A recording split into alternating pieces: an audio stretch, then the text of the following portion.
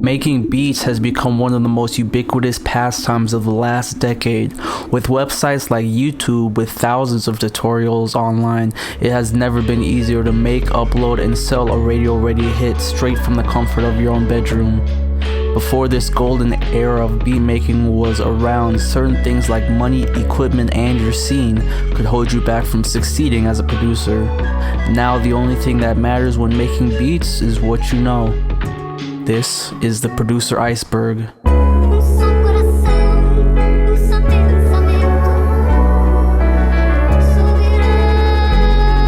Level 1. Metro Boomin want some more, nigga. Metro Boomin is one of the first producers to break into the mainstream.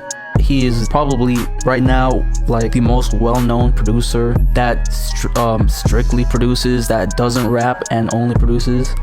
The tag is of the voice of Young Thug from his song Some More type beat. The format used by most producers to label their beats. It was said that it was popularized on YouTube by producers MJ Nichols and Taz Taylor.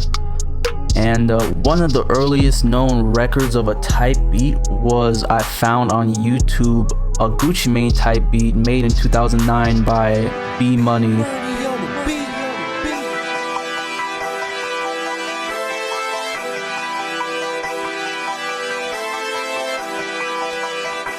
Even earlier type beats could actually be found on MySpace, which means all music on the internet can somewhat be traced back to Big Soulja. Soulja Boy, tell. Quantization. Quantization is the process of lining up a note to the timing grid of a DAW. A DAW is short for Digital Audio Workstation, which is basically the program you use to make beats. Zaytoven is known as the godfather of trap. No one knows if Zay created the 808, but general consensus is that it originated from the TR-808 drum machine. This will be talked about more in the deeper layers of the iceberg. Omnisphere. Omnisphere is a synth used by trap producers alongside other Spectrasonic software like Trillion and Keyscape. Actually like a great tool with over 10,000 presets and a lot of tools and secrets not known to most producers. On its surface, it looks like it's mostly about the presets, but once you really start learning the program, there's a lot of stuff under the hood.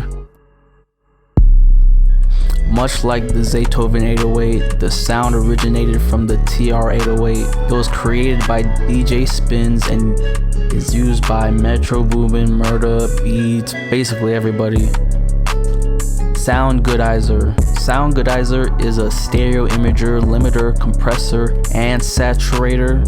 It's a built-in FL Studio plugin, and it's pretty good.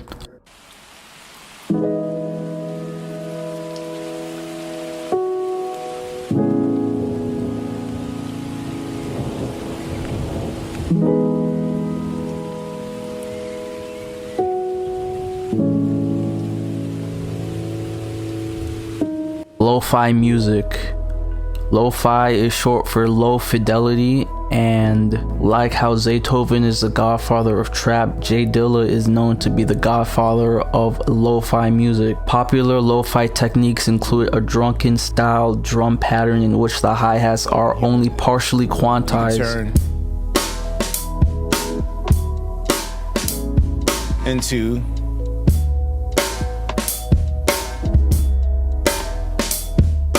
degrading sound, warping, and sampling.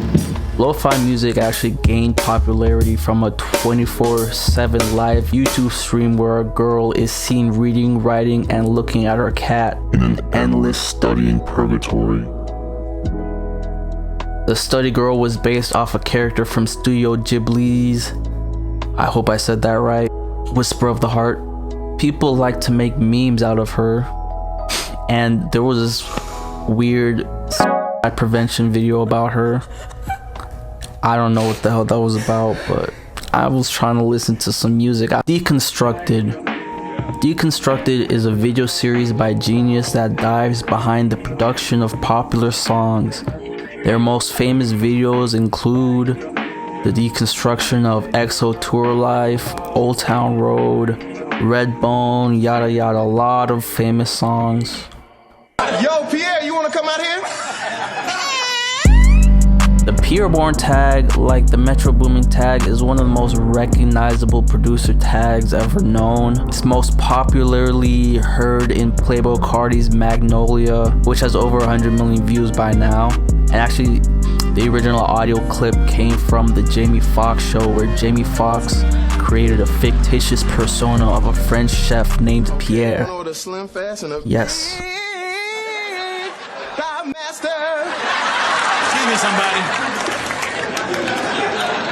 How you doing, brother? This does not taste like French toast to me. Well, you know what? I'll go in the back. We got a chef. He's directly from France. Really? Yeah, I'll bring him right to you. All right. Thank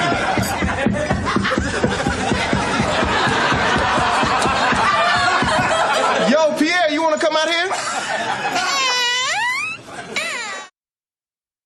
Akai MPK Mini.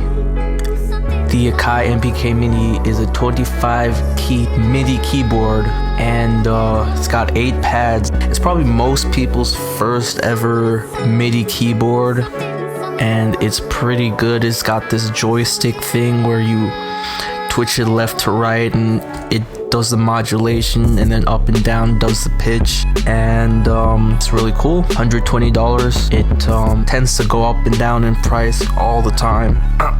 You'll probably be able to find it at a cheaper price sometime soon.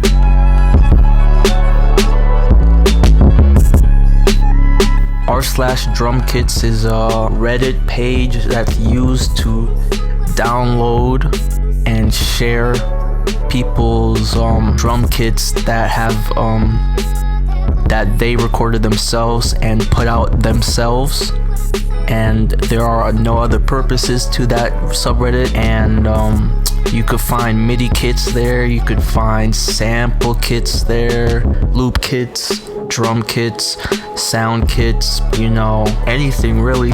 Fruity Limiter among FL Studio users is notoriously a piece of shit.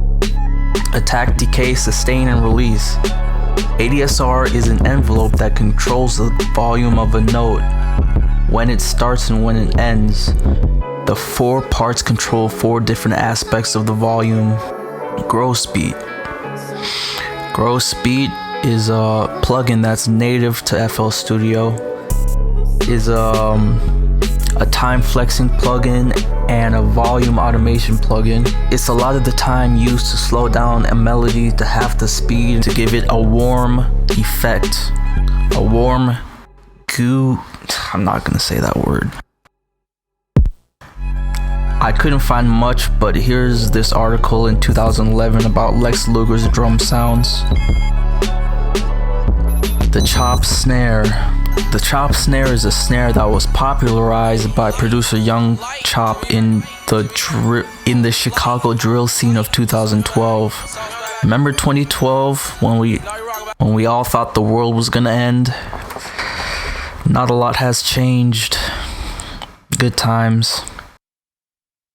The first ever use of the chop snare actually came from Atlanta producer Polo Da Don and rap group Field Mob in their song Baby Bend Over. Purchase your tracks today. It's probably one of the most annoying things to come out of trap music. Back in 2017, beatmakers used to use this tag every 15 seconds, and it made you want to assault your ears. Contact is an advanced sampler created by the folks at Native Instruments, and it's amazing. BeatStars.com. BeatStars.com is the most popular place to buy and sell beats online. I'm pretty sure, I'm not 100%, but pretty sure this is where Lil Nas X purchased the beat for Old Town Road. Level 3. The depths. Harmonic minor scale. The harmonic minor scale is a fancy schmancy music theory term for dark and evil sounding music.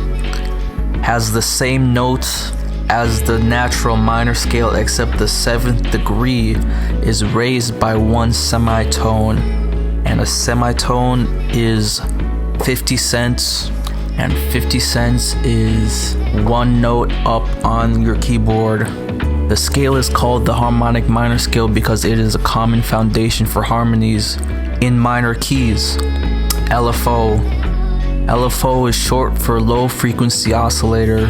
An LFO is a wave signal that goes up and down, and you can use to modulate different parameters of a synth. Cracks. Obligatory don't crack software because it's illegal. And this is actually interesting. Cracking software is the process of removing software program security protection to copy it on the user's computer so you can get a paid program for free, essentially. A lot of cracks come with viruses and malware, so be careful out there. You can use virustotal.com to scan any file for viruses. But what is the motivation? They literally do it for the challenge and release it for free because it's fun. There's a cracker group called Wares and a cracker university founded by Old Red Cracker.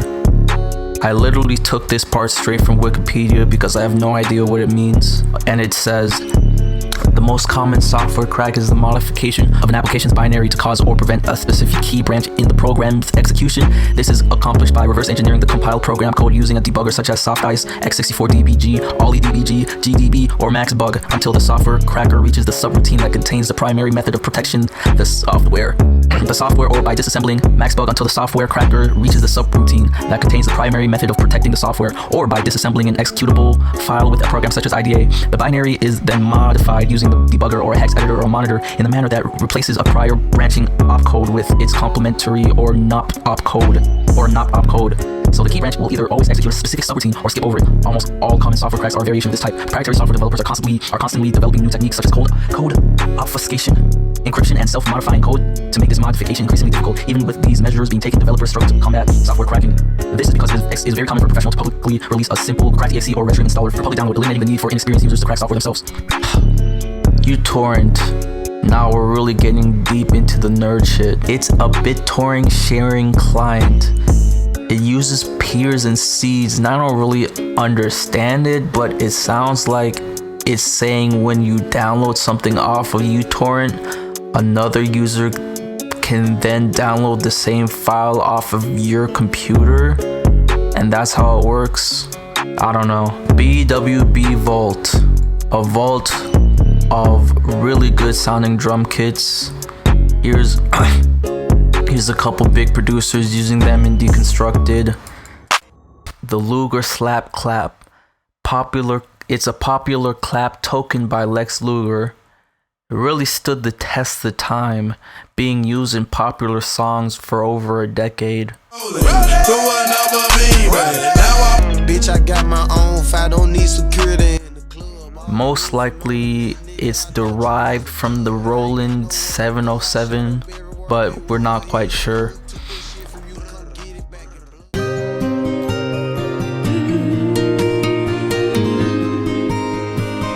Miner2Go.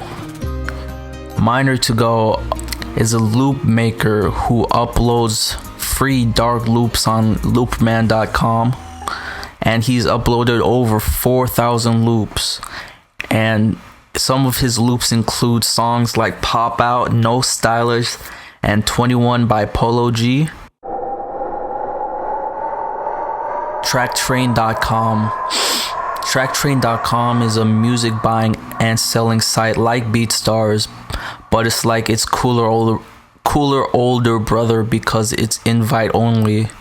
RC20. RC20 is a tape emulation plugin, and it's able to give you vinyl warmth, warp, noise, reverb, and more. There's a little Easter egg in the back that says Fresh Pots, and it's about how Dave Grohl uses coffee to get amped up when playing the drums. So I'm just gonna pick one of these presets. is perfect. Literally 2 clicks is perfect. Who Sampled is a site where people catalog songs and the samples used in the songs. Here's some of the most popular samples and songs. Sausage Fattener, a saturation plugin mostly used on 808s and basses to get more of a distorted sound, and it has this cute sausage animation pause. U/Lunch77. U/Lunch77 is a Redditor who has uploaded many of the most popular drum kits on the r/drum kits subreddit, and now he even gives insight on presets and VSTs used in popular songs. He also has a lot of cool theories about different TV shows and movies. The Cave.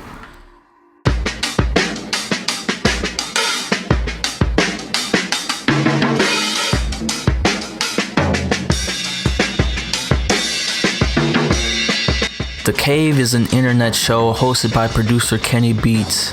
The show sometimes has rappers go in the booth and freestyle for him. It's a lot of fun and he talks a lot of producer jargon. This is also where we get the iconic Jesus is the One freestyle from Zach Fox. R.I.P. Betty White, she ain't dead before when she died, because I know it's coming up. Bitch, you better praise God. Q Beats. Q Beats is a producer duo from Germany. They also happen to be twin brothers. They are purposely elusive, and in my opinion, their sample making work is unmatched, and their samples are hard to come by, but can still be found off circles on Reddit. But I would advise against it because you could get into legal trouble. So don't look for them. The samples themselves always have interesting names to them. One sample can be spotted in the Motorsport Deconstructed video.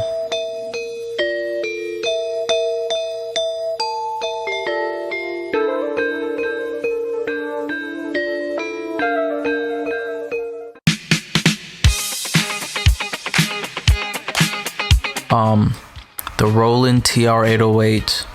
The Roland TR-808 is the birth of trap flavored drums. It's a drum machine created in 1980 and started an underground cult following because of its futuristic plastic sounding drums.